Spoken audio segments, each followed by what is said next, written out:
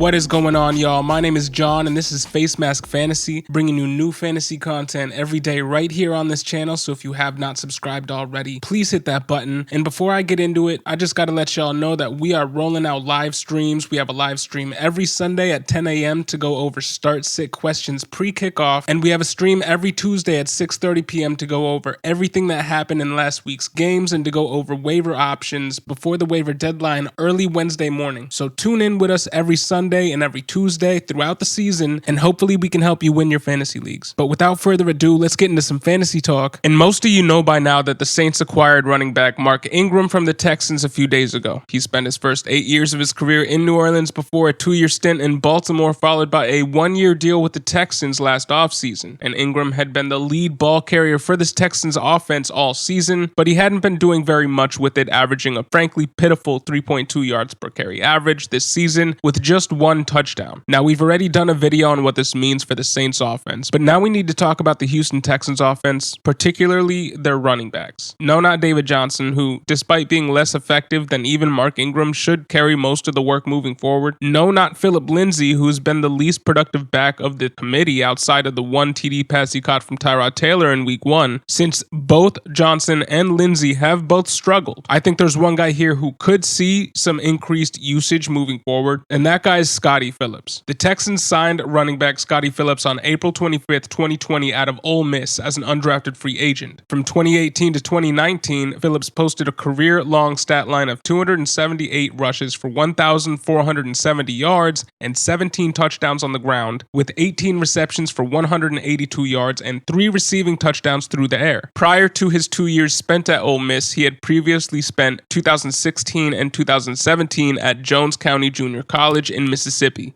His senior year could have been much more prolific if he hadn't been hampered by ankle and knee injuries throughout the season, and I believe this contributed to him not being drafted in 2020. Phillips demonstrated some ability to make plays in the screen game in college, but he's still far from a polished receiving back as he only had 18 receptions in his final 2 years of college ball. He demonstrated solid enough speed athletically, running a 4.56 second 40-yard dash, and was thought of as a long shot to make the team, but he made the Houston Texans practice squad, and he's been with the practice squad on this team for pretty much every game the past 2 seasons. So far in the NFL, he only has 2 rushes for 9 yards as a pro. Now, I'm not getting very excited about this guy's prospects. There are still 2 other backs that this team and front office have decided to bring in this past offseason over promoting Scottie Phillips from the practice squad. These are their guys. Scottie Phillips is not. They're more than likely to use a tandem of Johnson and Lindsay moving forward, with Phillips as an active running back on game day, but playing only a handful of snaps at that, unless either Johnson or Lindsay were to go down to injury. And even then, even if he were to get most of the touches, despite the presence of 2 veterans ahead of him, he'd be playing for by far the worst offense in the league. This isn't D'Ernest Johnson here. He plays for the best rushing team in the NFL, and it's one of the most talented rosters top to bottom on both sides of the ball. This isn't even Tyson Williams coming into the season, who plays for one of the best rushing teams historically when looking at trends in the league over the past 3 years. Scottie Phillips might be a good running back who does everything right, scrapped for everything he has, overachieved and pushed, and he might be a great story, but he plays for the 5th worst rushing team in the league. They were the 3rd worst rushing team in the league last year, while being the 2nd best passed offense with Deshaun Watson. Running the ball hasn't been something associated with the Texans for a few years now, and while we've seen unheralded running backs step up in recent weeks and surprise us, like Khalil Herbert, D'Ernest Johnson, Elijah Mitchell, we've even seen Brandon Bolden, Cordarrelle Patterson, and Kyle Juszczyk come into fantasy relevance in the past few weeks. So yes, there's a chance that Scottie Phillips is the answer for the Texans at running back, but I don't think it's a very good chance, and I'm only advocating being in on him in fantasy in the deepest of dynasty leagues. Outside of that, I'm keeping an eye on him to see what his snap share is and how effective he is in any role he's given. If injury occurred elsewhere in this offense, or if another running back got traded away, he could see flex value. Now, I'd be remiss if I didn't mention that he did have a decent preseason this past year. Through 3 preseason games, he had 25 carries for 155 yards and a touchdown, 6.2 yards per carry average, and he had 4 catches and 23 yards, all of which came in the preseason finale against the Green Bay Packers. So against borderline NFL talent in the preseason, he did relatively well in all 3 games and topped it off with a pretty decent game in the last game in 2020. But I still find myself kind of low on Phillips. He's the 3rd running back on this depth chart in the worst offense in the NFL, 3rd worst rushing offense in the NFL. He was not drafted or picked up by his his current regime, they opted to sign 3 veterans ahead of him and keep him practice squatted. I think it's more likely that the Texans sign another back in free agency or go out and trade for a guy like Marlon Mack and he becomes fantasy relevant than Scottie Phillips does. Sorry to all you Scottie Phillips stands out there, but we've seen this team be seemingly content with playing mediocre aging running backs this year and last year. I don't think that changes, and there's still 2 vets ahead of him on the team right now. So keep an eye on him, sure, but buy in all the way right now at your own risk. Now feel free to come back in a week and completely roast me when he goes off for like 100 yards and 2 touchdowns. But let me know what you guys think about Scottie Phillips. Put your thoughts in the comment section below. My name is John with Facemask Fantasy, bringing you new fantasy content every day right here on this channel. So if you have not subscribed already, please hit that button.